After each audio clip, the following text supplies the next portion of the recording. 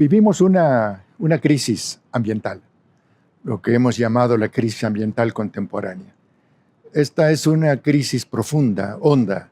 Es una crisis que empieza a manifestarse, que empieza a desplegarse con mayor fuerza en los años 60 del siglo XX. Es una crisis, digamos, que se expresa de distintas maneras. Se expresa como pérdida de la biodiversidad, se expresa como cambio climático, se expresa como contaminación del aire, de los suelos, se expresa como escasez del agua. Pero es una crisis que no se explica por sí misma, es una crisis que a la vez es una crisis de sociedad. Y a la vez, al mismo tiempo, es expresión, esta crisis de sociedad, de la sociedad moderna, contemporánea, es una crisis de la civilización occidental. Y detrás de todo esto está la crisis del sistema de la vida. O sea, lo que está en riesgo no es únicamente la vida humana, es la vida en general, es la naturaleza, es la fábrica del sistema de la vida. La naturaleza es lo único que produce vida, y en esta relación malsana de la sociedad moderna con la naturaleza, está en riesgo la vida, toda la vida. Esto consiste precisamente, digamos, en un problema que no es un problema colateral, que no es un problema secundario, que es parte de la esencia misma de la sociedad moderna, que es parte de las estructuras de poder, de las estructuras y de los valores que rigen la relación entre la sociedad moderna y la naturaleza. La sociedad moderna ha convertido la naturaleza humana y no humana en un simple medio para los fines de la fábrica económica de la modernidad, del sistema capitalista, de la mercancía, de los mercados. Y es este sometimiento de la naturaleza al mercado, a la mercancía y al capital lo que provoca la devastación de los mundos humanos y no humanos. Este es un tema serio, este es un tema profundo y que ha sido estudiado en el Colegio de México desde los años 70, cuando la crisis ya es completamente reconocida, cuando el mundo, digamos, entra en una situación en la que encuentra límites precisos en términos de la naturaleza, de los recursos naturales, en términos de la economía, en términos de la población. En ese momento, digamos, la crisis ya es percibida a nivel mundial. Esta crisis, digamos, el diagnóstico de esta crisis está dado por un libro insignia de los años 70, el libro de los límites del crecimiento.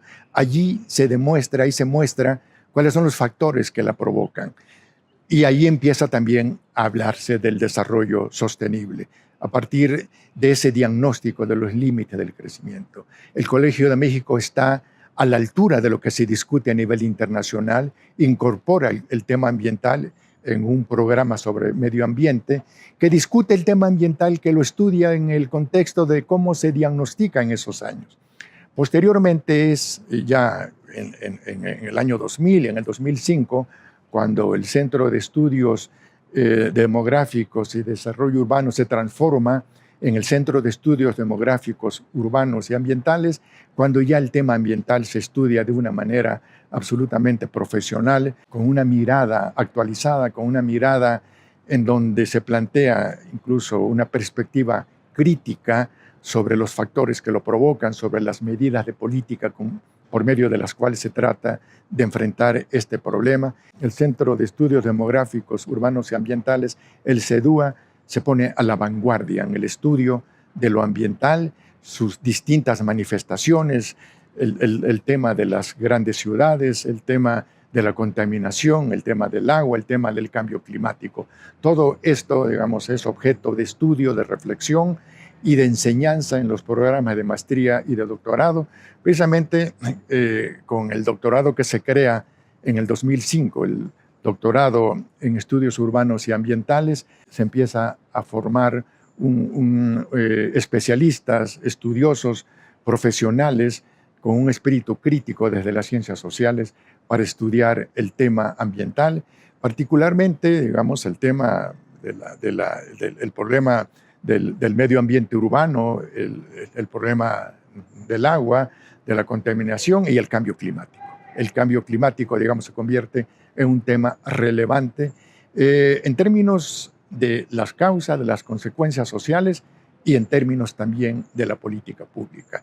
Y entonces el tema del cambio climático empieza a estudiarse en sus factores profundos y empezamos a entender cuál es la causa del fracaso de la política internacional del cambio climático, porque no se tocan los factores de fondo, porque no se tocan las estructuras de poder y los 30 o más de 30 años de cumbres climáticas se han convertido en un fracaso precisamente por no tocar los factores de fondo que lo provocan. Son los grandes temas del mundo moderno que son temas de estudio, de enseñanza en el Colegio de México y en el CEDU, en el Centro de Estudios Demográficos Urbanos y Ambientales.